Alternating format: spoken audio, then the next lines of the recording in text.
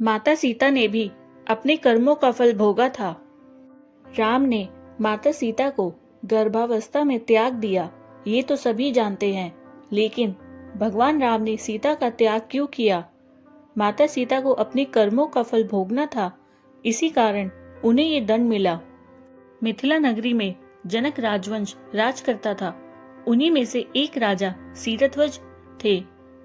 एक बार यज्ञ के लिए वो जमीन जोत रहे थे। उसी समय वहां से एक छोटी कन्या निकलती है। इस सुंदर कन्या को देखकर राजा को बहुत खुशी हुई। उन्होंने उस कन्या को अपनी पुत्री बना लिया। उसका नाम सीता रखा। एक दिन सीता अपनी सहेलियों के साथ बगीचे में खेल रही थी। वहां उन्हें एक तोते का जोड़ा दिखाई दिया जो बहुत ही खूबसूरत था। वे दोनों पक्षी एक पर्वत की चोटी पर बैठकर बातें कर रहे थे। पृथ्वी पर श्री राम नाम से विख्यात एक बड़े सुंदर राजा होंगे। उनकी महारानी का नाम सीता होगा। श्री राम सीता के साथ कई वर्षों तक राज्य करेंगे। धन्य है वो जानकी देवी और धन्य है वो श्री राम। तोते की ऐसी बातें सुनकर सीता ने सोचा कि ये दोनों तो मेरे ही बारे में बात कर रहे हैं। इन्हें पकड़कर मैं इनसे अपने जीवन से जुड़ी सारी बातें पूछ सकती हूँ। इसलिए उन्होंने अपनी सहेलियों से उन दोनों पक्षियों को पकड़कर लाने को कहा। उनकी सहेलियां उस पर्वत पर गई और दोनों पक्षियों को पकड़कर ले आई। माता सीता उन पक्षियों से कहती हैं कि तुम दोनों बहुत सुंदर हो, देखो डरो नहीं, मैं तुम्हें कोई नुकसान नहीं पहुंचाऊंगी। तुम बस मुझे ये बताओ कि तुम कौन हो और कहां से आए हो, राम कौन है और सीता कौन है, तुम्हें उनके बारे में कैसे पता है?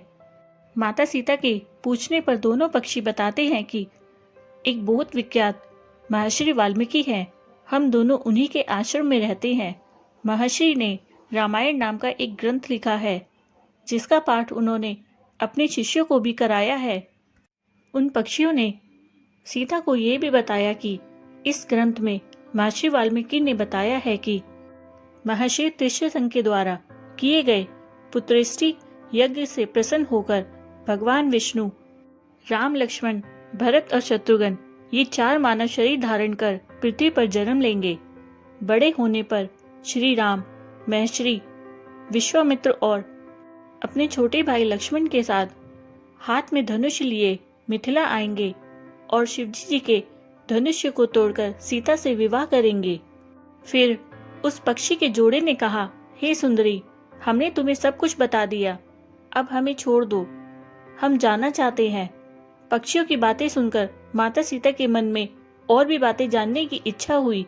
उन्होंने उन दोनों से पूछा कि राम कहाँ होंगे, वे किसके पुत्र हैं, कैसे वो मिथिला आकर जानकी से विवाह करेंगे। नर तोता बोला कि श्री रामचंद्र का मुख कमल के समान सुंदर, नेत्र बड़े बड़े और खिले हुए हैं, नासिक ऊंची, पतली भुजाएं, घुटनों तक, गला संग के समान होगा। मैं उनका क्या वर्णन करूं, जिनके गुणों का बखान 100 मुख वाला भी नहीं कर सकता। दोनों पक्षी कहते हैं कि जानकी देवी धन्य है जो जल्द ही रघुनाथ जी की पत्नी बनकर उनके साथ कई वर्षों तक राज करेंगी। लेकिन तुम कौन हो? पक्षियों की बातें सुनकर सीता ने कहा कि जिसे तुम लोग जानकी कह रहे हो वो मैं ही हूँ। माता सीता उन्हें कहती है कि मैं तुम दोनों को तब ही छोड़ूंगी जब श्री राम यहाँ आकर मुझसे विवाह करेंगे, तब तक तुम दोनों आराम से मेरे घर में रह सकते हो। यह सुनकर मादा तोता जानकी से कहती है कि हम वन के पक्षी हैं, हमें घर में सुख नहीं मिलेगा, मैं गर्भवती हूँ, मुझे जाने दो, मैं अपने स्थान पर जाकर बच्चे पैदा करूंगी, आप चाहे तो उसके बाद फिर से यहाँ आ जाऊंगी।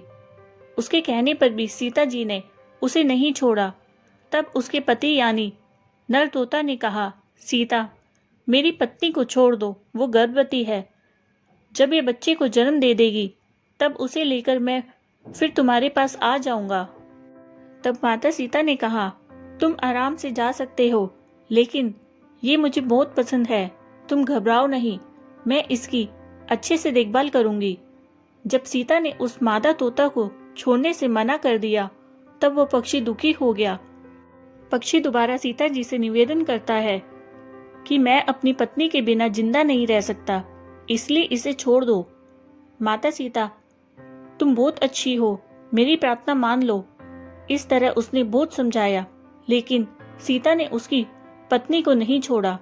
तब माता पक्षी ने क्रोध में सीता को श्राप दिया, अरे, जिस प्रकार तू मुझे इस समय अपने पति से अलग कर रही है, वैसे ही तुझे भी स्वयं गर्भवती की अवस्था में श्री राम से अलग होना पड़ेगा। कुछ दिन बाद पति से बिछड़ने के दुख में मादा पक्षी के प्राण निकल गए। पत्नी की मौत हो जाने पर नर पक्षी दुखी हो गया। फिर वो सीता जी से बोला कि मैं मनुष्य से भरी श्री राम की नगरी अयोध्या में जन्म लूंगा, मेरे ही कारण तुम्हें पति के वियोग का दुख उठाना पड़ेगा। पति ने भी अपने प्राण त्याग दिए। कुछ साल बाद उसका जन्म अयोध्या में धोबी के घर हुआ। उस धोबी के कारण ही सीता जी का अपमान हुआ। उन्हें अपने पति श्री राम से अलग होना पड़ा। उस तोते का श्राप ही सीता जी के पति श्री राम से बिछड़ने का कारण बना। इसलिए जब माता सीता गर्भवती थी तो उन्हें भी अपने पति से दूर वन में रहना पड़ता है।